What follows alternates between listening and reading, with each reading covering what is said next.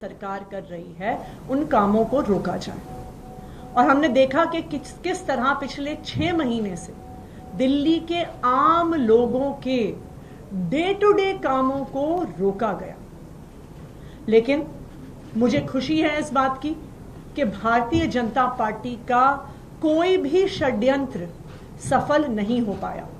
Supreme court ने हमारे मुखिया अरविंद केजरीवाल जी को जमानत दी, बहुत स्ट्रॉन्ग टर्म्स में केंद्र सरकार को लताड़ा। अरविंद जी के बेल पे बाहर आने के बाद वो और हम इंस्पेक्शन करने के लिए पीडब्ल्यूडी की कई सड़कों पे गए थे।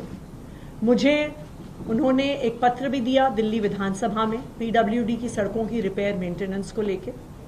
उसके बाद से दिल्ली की सरकार तुरंत प्रभाव से युद्ध स्तर पर पीडब्ल्यूडी की सड़कों को ठीक करने का काम कर रही है।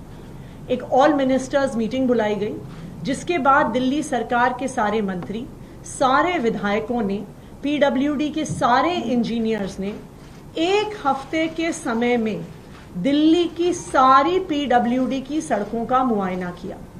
पीडब्ल्यूडी के पास दिल्ली की 1400 किलोमीटर की सड़कें हैं और कुल मिला के 7000 किलोमीटर का लेन लेंथ इन सड़कों का है। तो एक हफ्ते के टाइम स्पैन में ये 7000 किलोमीटर की लेन लेंथ की सड़कों का इंस्पेक्शन हुआ और जो सारा डेटा है वो पीडब्ल्यूडी की ऐप पे लोड किया गया। तो प्रॉपर इंस्पेक्शंस ऑनलाइन, हर पॉटहोल, हर टूटी हुई सड़क की फोटोज ली गई, उनको अपलोड किया गया। जो इन इंस्पेक्शन से निकल कर आया है वो मैं आपसे शेयर करना चाहूंगी और नेक्स्ट स्टेप्स क्या क्या है। इस इंस्पेक्शन से 89 रोड्स को पूरी तरह से रीकारपेटिंग और रीस्ट्रेंथनिंग के लिए आइडेंटिफाई किया गया है। ये तकरीबन 230 किलोमीटर सड़कें हैं, 1240 किलोमीटर की लेन लेंथ है। इन 89 रोड्स में से 74 का टेंडर कर दिया गया है और आने वाले कुछ दिनों में ही इनका काम इन 74 सड़कों का शुरू हो जाएगा। 15 सड़कों का टेंडर इन प्रोसेस है और जैसे ही टेंडर कंप्लीट होगा with in a few weeks in remaining 15 सड़कों का भी काम शुरू हो जाएगा। कुछ ऐसी सड़कें हैं जहां पे पूरी सड़क को रिकारपेट करने की जरूरत नहीं है, पूरी सड़क को बनाने की जरूरत नहीं है। कुछ पैचेस हैं, कहीं पे 100 मीटर सड़क खराब है, कहीं पे 50 मीटर सड़क खराब है। तो पैचवर्क के लिए 2,53,000 स्क्वायर मीटर्स को आइडेंटिफाई किया गया है पीडब्ल्यूडी की सड़कों में। मुझे खुशी है ये बताते हुए कि within the last week itself इसमें से 39,500 स्क्वायर मीटर्स का पैचवर्क ऑलरेडी हो चुका है और बाकी का हमारा टारगेट है दैट बाय 31 अक्टूबर रिमेनिंग जो पैचवर्क है उसको भी पूरा किया जाएगा।